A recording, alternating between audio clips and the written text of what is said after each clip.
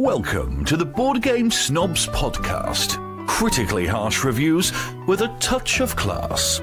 Thanks, Nigel Rigsby. Welcome. Our introducer. This is another episode of Board Game Snobs. I'm Gabi. This is Jerry. And as per my instructions prior to this podcast, we need to banter for a little bit. Yes. And considering that... this is a segment. Most podcasts have like segments where they have like this and first few segments. I don't believe in segments. I believe in cohesive Wild thought. Cards. Oh, cohesive thought? Yes. All the way through? All the way through. Then this is not the podcast. This is it. This is not what we do. I just watched. And because this podcast is going to be released in the future, most of you have probably watched the trailer for the new Solo Star Wars movie. Oh, yeah. This should be out by then. May? Is that May? It's May. Oh, yeah. We'll be All right. So here's what I'm thinking.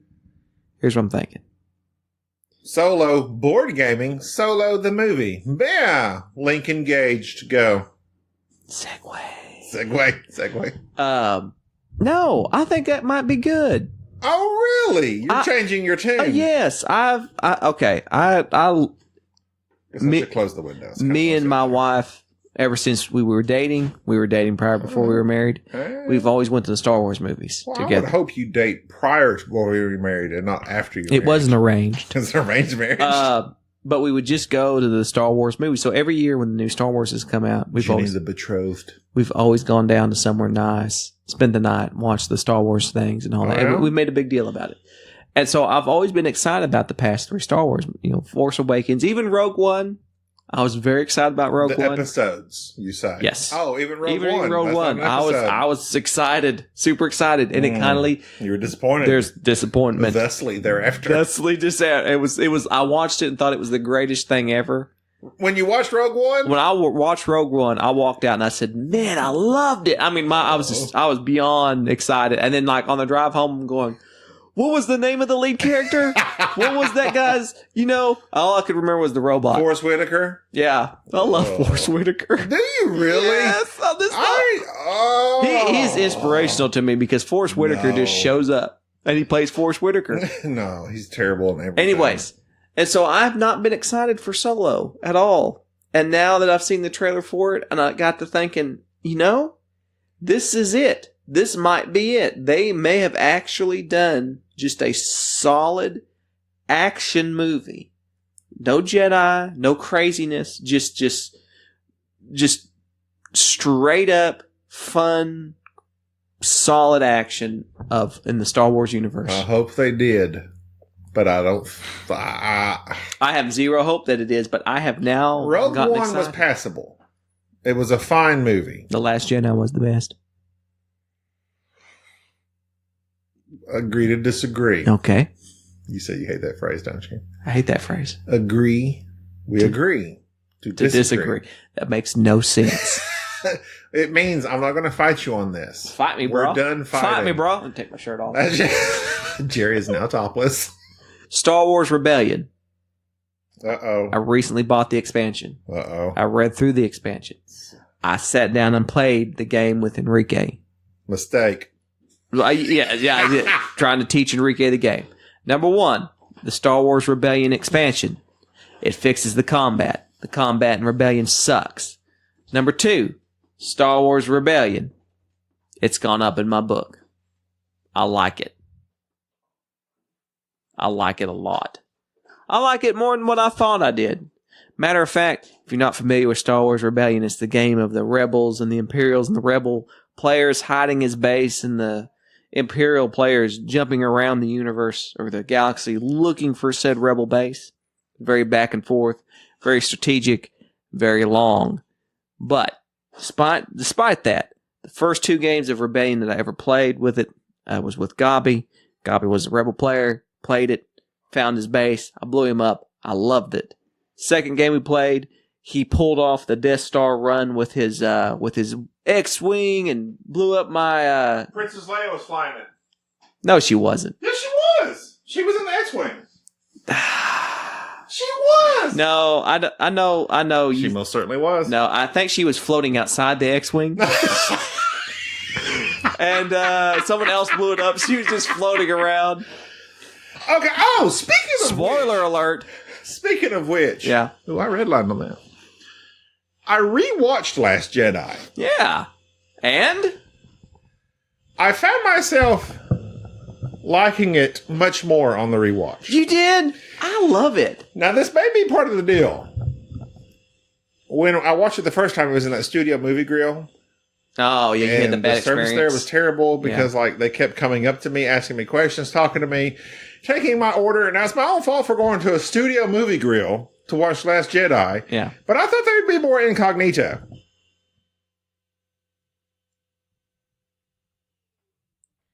But they were not. They were not incognito.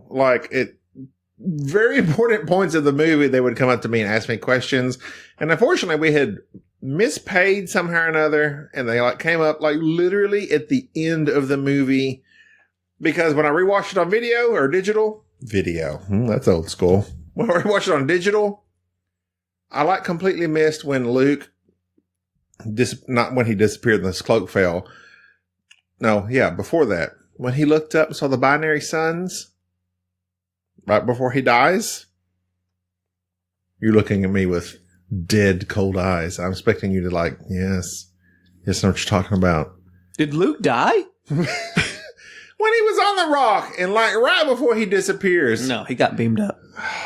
He didn't die. Anyway, he looks at those binary suns. He's like, nah, bro, I'm out of here. See ya, bro. He looks at those binary suns, and it flashed me back to him as a young man in 1977 in a galaxy far, far away, looking at those binary suns. And I got teary-eyed. That did not happen in Studio Movie Girl because I completely missed it. 70s were rough. At home, on TV, it impacted me more, and I appreciate, not liked it necessarily. It's good. I appreciated it much more. I liked the little birds. They were on the island. And little pheasants. Chewie was eating. Oh, the porgs? Progs. Porgs. I keep going progs. Well, you're dyslexic. No, whatever. Are you dyslexic? Hmm? Are you dyslexic? Why would you make fun of me? I'm not making fun. I'm asking a simple You're question. making fun of me. I am not making fun. You're all supposed to be PC and you're making fun of me because of my dyslexia. Somebody has to be PC on here because it ain't you. Whatever. You say terrible things. I have to edit out of this. I do not. You say terrible things. Our Nazi episode was as clean as it could be. Well, you did very good. Thank you. See, now you've thrown me. What you were saying is Last Jedi. we're talking about board games. Oh. And I think that in terms of... But this is our banter segment. No, I've already transcended the banter segment. Transcended? Yeah. I'm above this. Above that. I don't do banter. I don't do small talk. People don't come here to listen to you blabber on about what you watched on TV. Yeah, they do. They do not. They care about... Listen, they come to you. You're peeling an orange right now. Is that what they want to hear? No. Can you hear the orange peeling? You know who else peeled oranges? The Godfather. Oh my God! Did he really? Mm-hmm. I don't remember that. You didn't watch that? I've only seen part 1. Was that in part 2? It was part 1. When was he peeling an orange? Oranges, it signified death. At what point am I supposed to realize the Godfather's peeling an orange? In all the Godfather movies, if you see oranges, that's the signification of death. He gets shot by the orange cart, I believe. You gotta look it up. You don't pay attention to anything. I was in the orange fields. You missed everything. The orange fields. You didn't even notice the 2 moons. The orchards. That brought a tear to my eye. What are you talking about? The 2 moons. The 2 moons that Luke was looking at when he... Those were binary suns, not 2 moons. Binary? That means 2. What? Oh my gosh. You're the history man. Do you not know science? I know science. You chose one and stuck with it. I got it. I'm either going to know history or science. I'm going with history. That's how it goes. Speaking of science. Oh my gosh. You don't have to always do a segue. No. I hate that. Speaking of science. We can talk about one thing and simply say, well, now it's time to talk about and space. We can do it in segments. Makes me think of Mission Red Planet. The segmented podcast. Mission Red Planet. What about it? We played it again the other day. Again, for the second time. I played it a long time ago. Thought I really liked it. When was that? Was that the time you played it with us at Bubba's? I played it one time with y'all, but before that I played it again. You played it once before that. Okay. And I thought I really liked it. At Bubba's, I thought it was okay. I played it with you. Simply okay. And nothing more. To myself, it was pretty good. I played it again. Not so much. I fell in love with it. Much like I did Scythe. No, not much like you like. On our last podcast. You still enjoy Scythe. 2 weeks ago. You still enjoy Scythe to a degree. See, I did that. I have no. They don't know it's the same exact recording. I have no love for Mission Red Planet. I don't know why. I think it's simply because it is this card play. You play certain cards, you pick them back up type actions. Concordia style. Sort of Concordia style. But it's area control, but it's not really area control, sort of. And there's some randomness I don't like about it. It's just one of those games that there's stuff going on that I don't know how strategic the game actually is. There's stuff going on okay, for instance, the game we played, the first one, that I happened to win because Enrique King-maked me. Yeah. Unbeknownst to himself. Kingmaker Enrique. King-maked. Enrique, like, he could either choose to kill off your guys or his guys or my guys or something. And he chose to kill off your guys, of course, because you're the one that everyone goes after nonstop all the time. Right. I'm glad you admit that. I do. I admit that. Because you're a very mean, rude person in gaming and everyone wants to go against you. I'm not rude. Whatever. I am not. You are super condescending. Okay, I throw shade. Whenever we play a game and you explain all these rules, heaven forbid I didn't catch one of them. And Jerry will say, "Oh, did you not hear me when I explained that among the 50 other rules I explained?" You're getting belligerent now. That's not what I sound like. You are terrible. I am very patient. You are.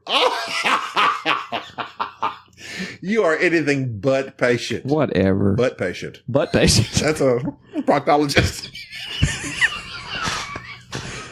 That's not even. Proctologists have butt patience. Have you ever seen a proctologist in this area? Which dog? When's the last time you've heard of somebody say, "I'm a proctologist"? I don't know. You don't. Kramer, off of Seinfeld. Kramer. No. I think that's a profession that's gone by the wayside. Really? Yeah, you're not going to know nobody's a proctologist anymore. Well, what category does it fall under? I don't know. Who gets stuck with that job? I don't know. I think they kind of realized that it wasn't really necessary. Hey, it's like we need a specialist. It's like the orthodontist. This is what you got to do. Like the otorhinolaryngologist is ear, nose, and throat guy. What? The otorhinolaryngologist is an ear, nose, and throat doctor. So they just call themselves an ear, nose, and throat doctor because they don't want to say that long phrase. Wow. So even they got 3 sections. They got 3 holes. I mean, but those are all the safe areas. Nobody wants to go down there. That's why you get paid the big bucks. Get all them butt patients.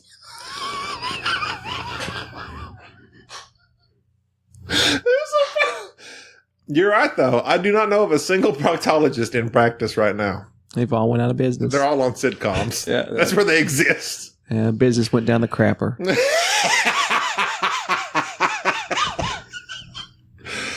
Oh. So now that you're done, if you'd like to follow us on Twitter, Instagram, Facebook, MySpace. Oh, yeah, we forgot to do all that stuff. Nah, I'm done with it. They don't care. Nobody cares anymore.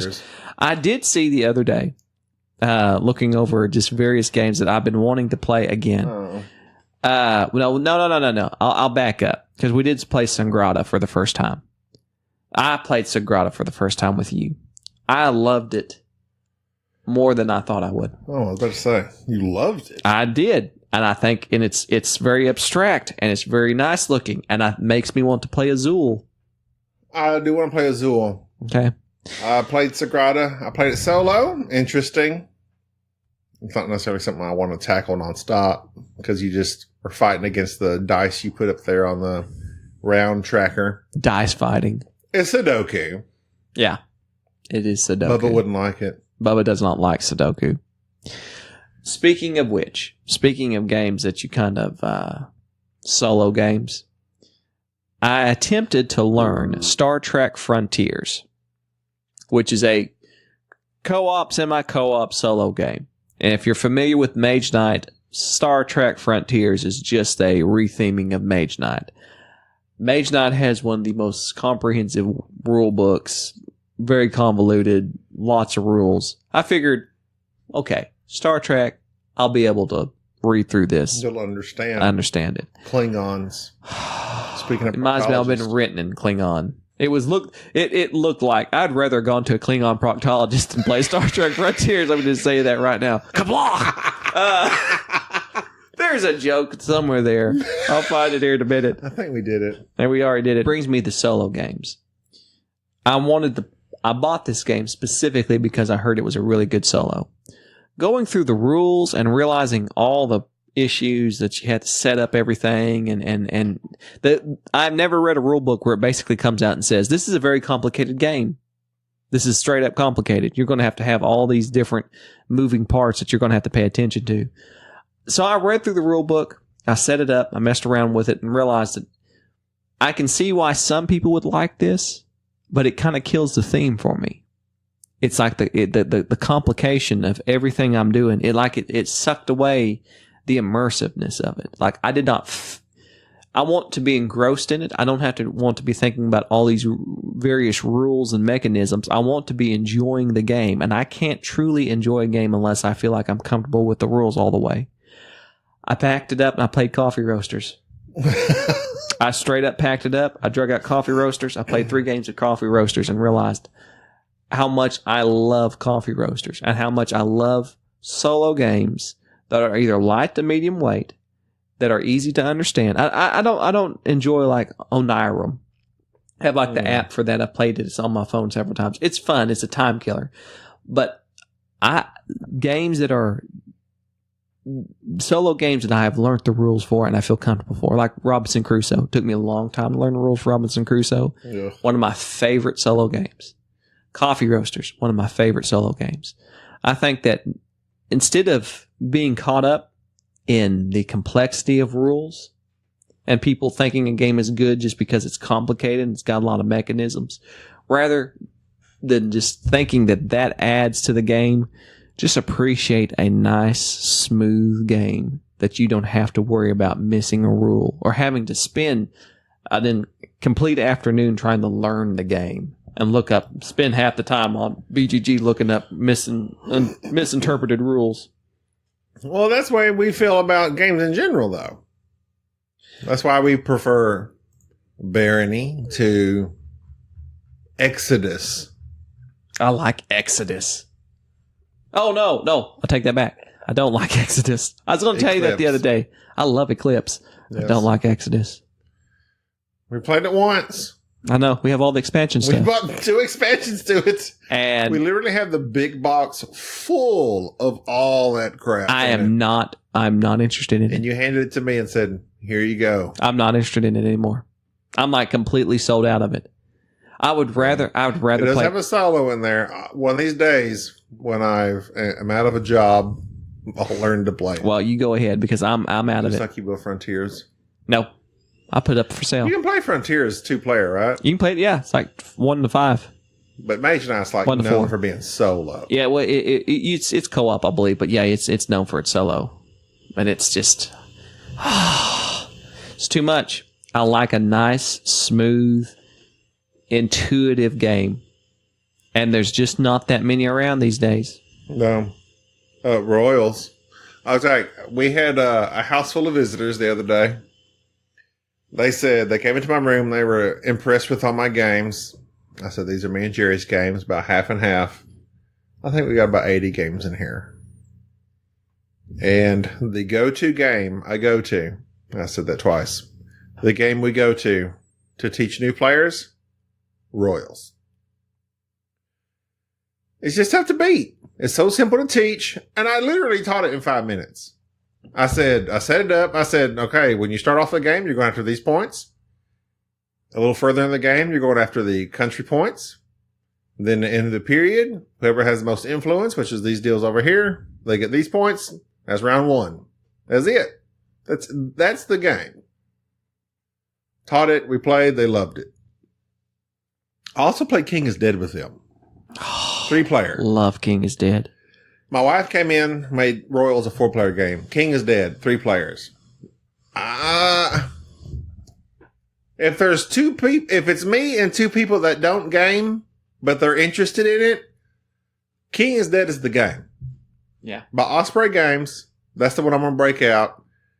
It's so simple. Because everybody has the same 8 cards? Yeah, it's 8 cards, and it's a map of Britain cut up in 8 different regions. Old Britain. And there's red, blue, yellow cubes in a bag. They get shuffled out onto the board. Then you have a supply of them.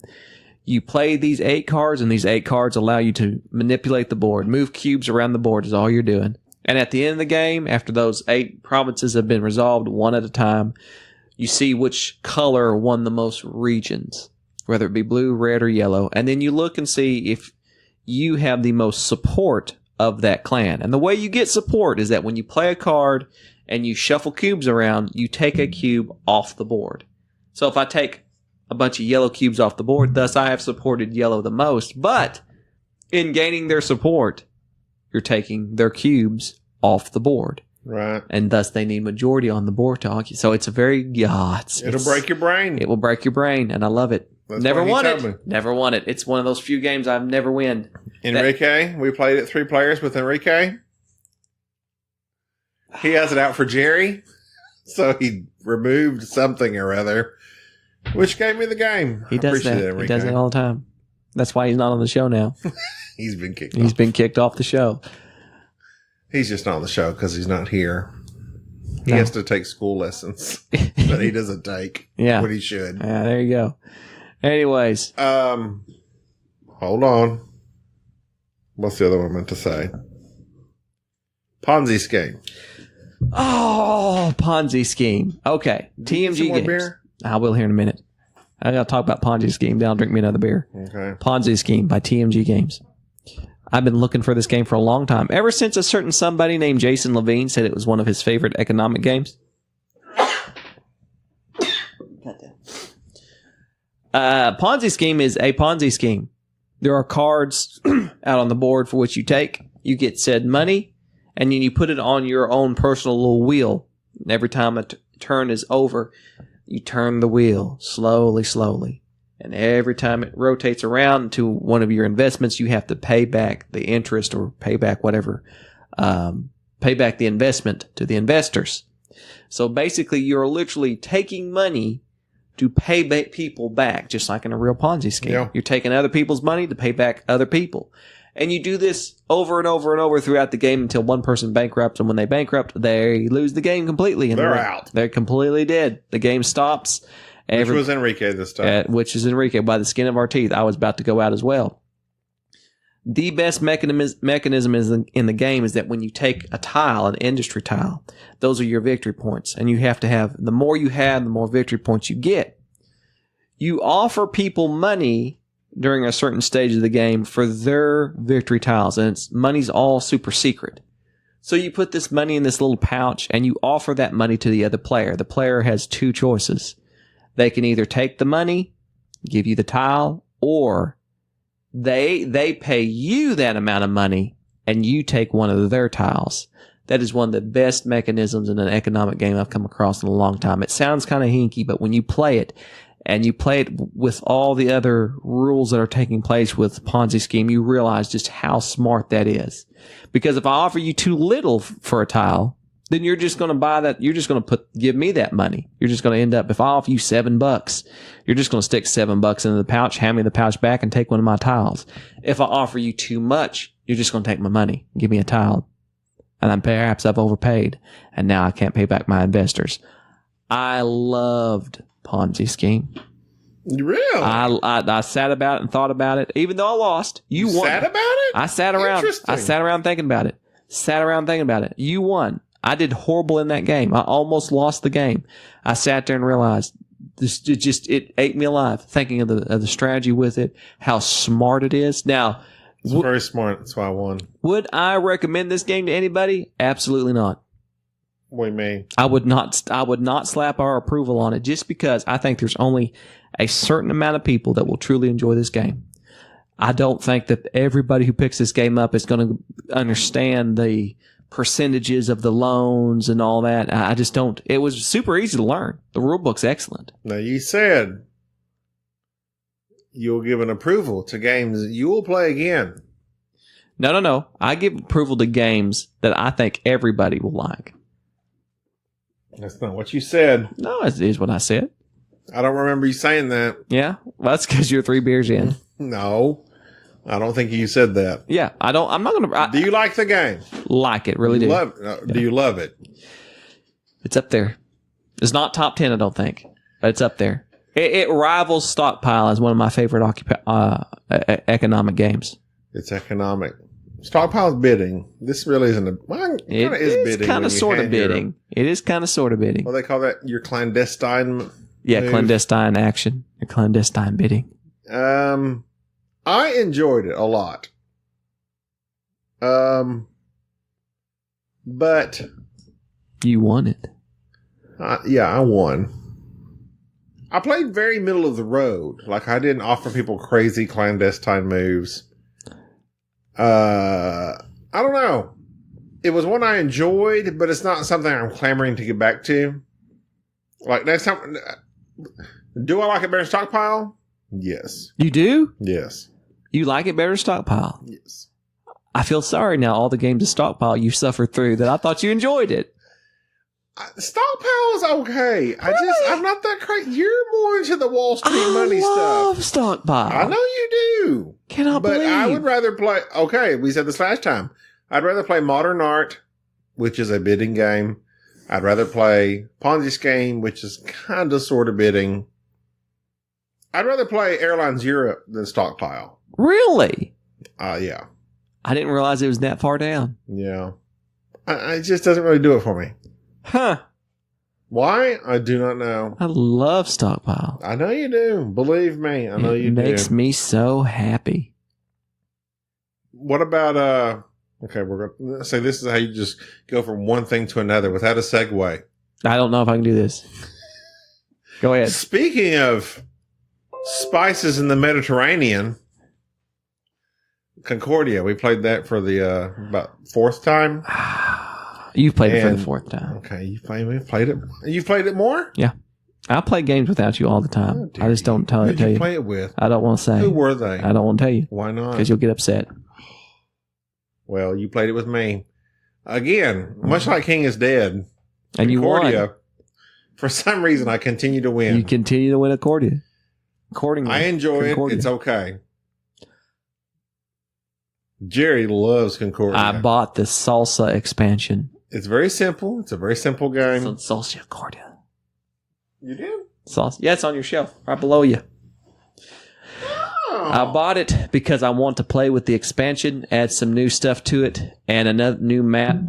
I love Concordia. If you've never played Concordia, the designer of it just released Matt Gertz just released Transatlantic. Oh, yeah. So it's supposed to be very much like Concordia, and it's got some decent reviews. I'm wanting to play it as well just to see, but you can play it at BGG, baby. I love Concordia. Concordia is a good game, but like I said, it's one of those where I just kind of do my own thing in my own section most of the game. Then when everybody finally expanded enough, got in my area, it was too late. I already had you. I think you just win because nobody takes you seriously. Well, Concordia is all about them cards. It's all about them cards. And I told you that last time. I'm trying out new. It's all about those multipliers. I'm trying out new strategies. What'd you do? Leave me be. What did you do? I bought a bunch of wine. What'd that do for you? I had plenty of wine. Lost you the game. Had plenty of wine. I don't even know what the score was last time. All I know is I was first place. It's all that matters, doesn't it? It doesn't matter if you win with an inch or a mile. Winning is winning. Enrique. Oh, wow. No, you were second. Enrique was third. Did we play with Bubba, or was it just the three of us? Back in the day, we played with Bubba. But yeah, Concordia. Where's Bubba? Where's Bubba? I haven't seen Bubba in a long time. He used to be our ex-tech guy. Our TI guy? Yeah. TI? TI? IT. TI4. Segway! That's another game I want to play so bad again. We need to play that again. I truly enjoyed TI4. We need to play Scythe. On one of these Saturdays when we have all day, we'll break it up with Scythe. Let's do it on. So I can reaffirm my either love or failure to love. Let's do it on Memorial Day. Okay, done. You need to do it. Because we're going to be at BGG. Oh, we're going to be at BGG Spring at Memorial Day weekend. So if you're there and you're one of the 4 people that listen to us, you'll probably see me and Enrique and listen to that. They Bubba just there. don't like to talk to us. Enrique will be the one in the hat. Leave us a review. And I'll be the one If you hear somebody like awkwardly avoiding eye contact. If you, whatever. Somebody randomly striking up conversations, being super obnoxious, condescending to you when you're explaining the rules to them for the second time, that's going to be Jerry. Huh?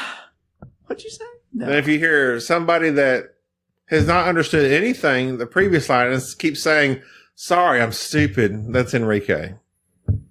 You're so belligerent. Then if you hear Bubba, what's Bubba do? What's Bubba's thing? He just sits over there and thanks to you. If you see someone on their phone Googling the rules as Jerry's explaining them, that's Bubba. Trying to look up paths to victory. He looks up them past the victory. If I was to be there, which I'm not going to be there. It's your 20th anniversary. I would just be in a rage. Well, because Jerry would be talking down to me. Speaking of rage, that makes me think of Blood Rage. Oh my which gosh. Is apparently better than Rising Sun. Rising Sun has flopped. Have you declared it a flop? I have never played it. Everybody is playing it, but I don't hear much about it. Sure did good on Kickstarter. Eric Lang's best game, Godfather. Blood Rage or Godfather, yeah. I think Blood Rage has probably got it's got some more clout. It's got minis. It'll be around longer. People freak out about minis. I'm going to paint the minis in Godfather. Are we mini people? Nope. No, we're big not. people. We're full sized. Full size. We don't get into the mini culture. That's a whole culture in itself. Is it the guys that sit around painting? Yes. I sit around and paint. Well, you're one of them. No. I'm an anti-miniist. You are getting way out of line. You're way out of line. You spread that anti-mini propaganda elsewhere.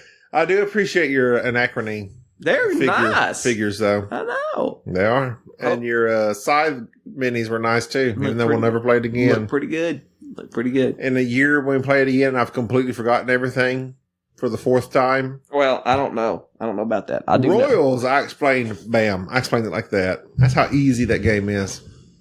Nobody cares about Royals. They should. I know. I see. This is you. You should be promoting Royals by Arcane Wonders. It's a Dice Tower essential.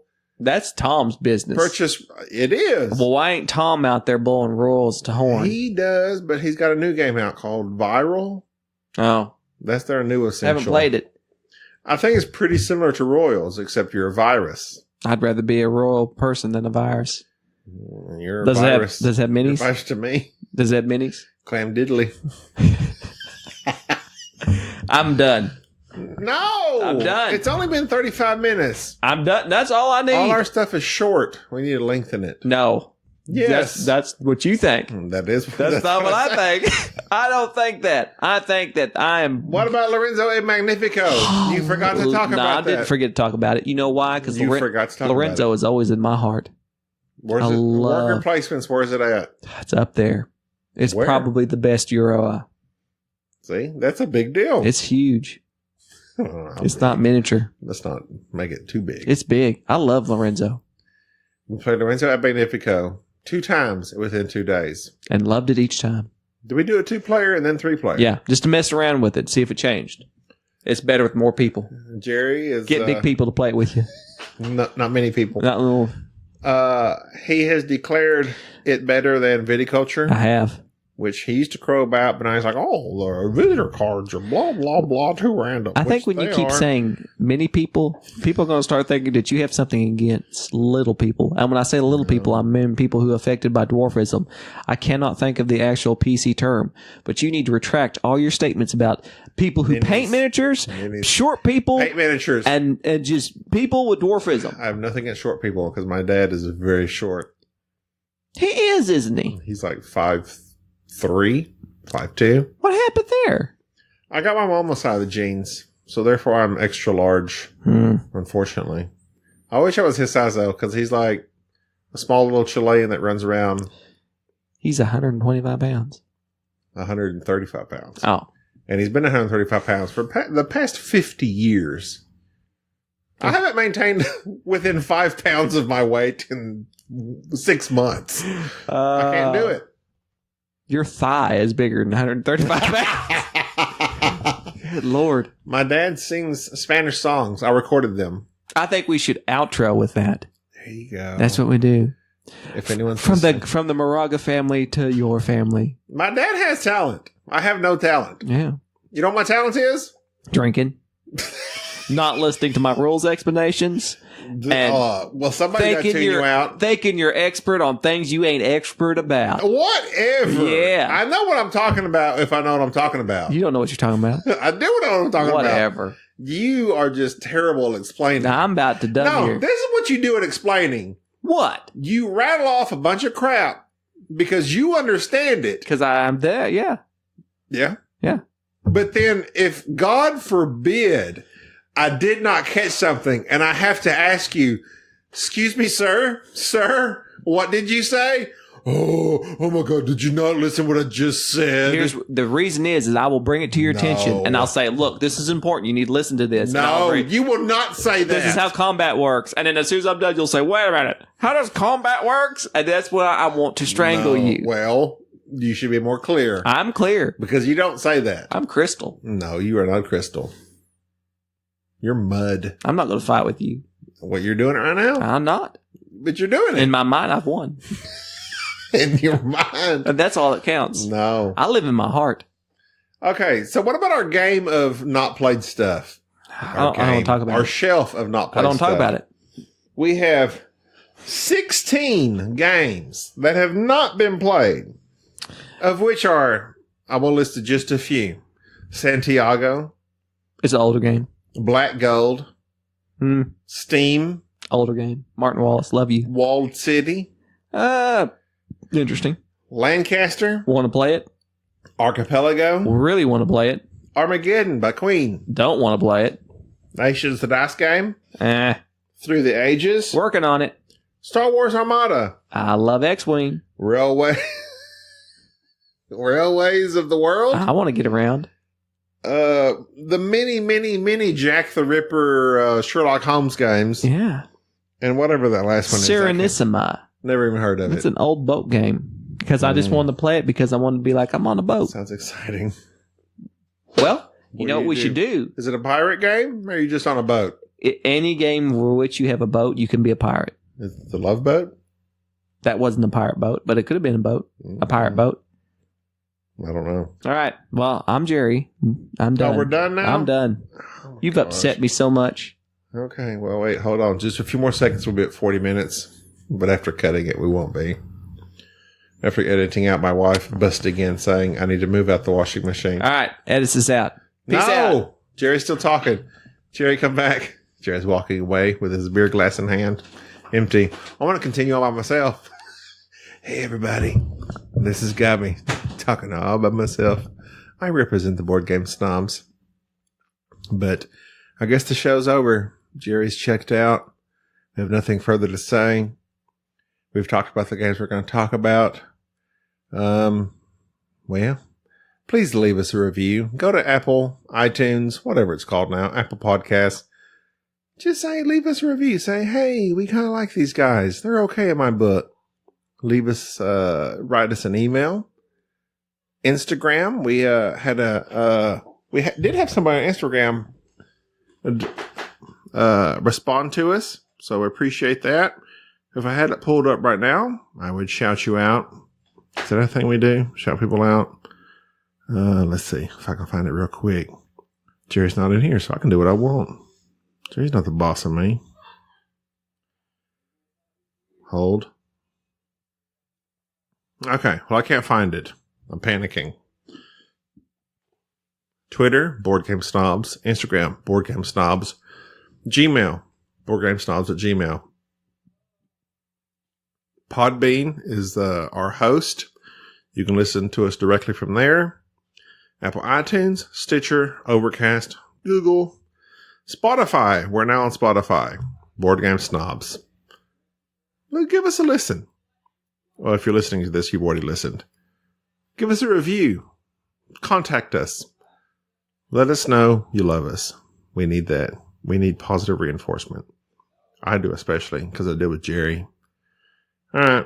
That's all. See you later. Algo extraño hay en tus ojos que no me puedo explicar. Quisiera saber lo que es para dejar de dudar.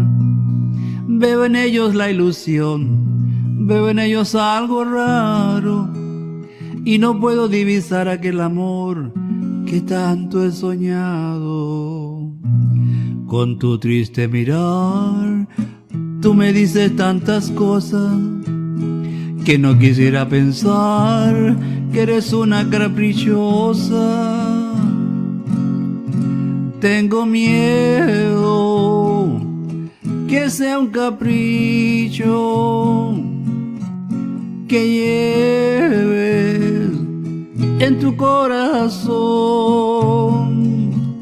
porque ayer alguien me dijo que un cobarde despreció tu amor. Tengo miedo que sea un capricho que me haya dicho que sí para olvidar de aquel cariño que tanto te hizo sufrir. No quiero ser víctima de un desengaño, no quiero ser un juguete para ti, porque muchas veces con lo que más soñamos viene a ser lo más odiado y no quiero eso de ti. Por eso quiero hablarte y decirte lo que siento, y me digas lo que sientes, será mucho mejor. Si me dices que es mentira, que si me estás queriendo, con todita mi alma te entregaré mi amor. Tengo miedo que sea un capricho que lleves en tu corazón, porque ayer alguien me dijo que un cobarde despreció tu amor. Tengo miedo que sea un capricho que me haya dicho que sí para olvidarte de aquel cariño que tanto te hizo sufrir, que tanto te hizo sufrir, que tanto te hizo sufrir.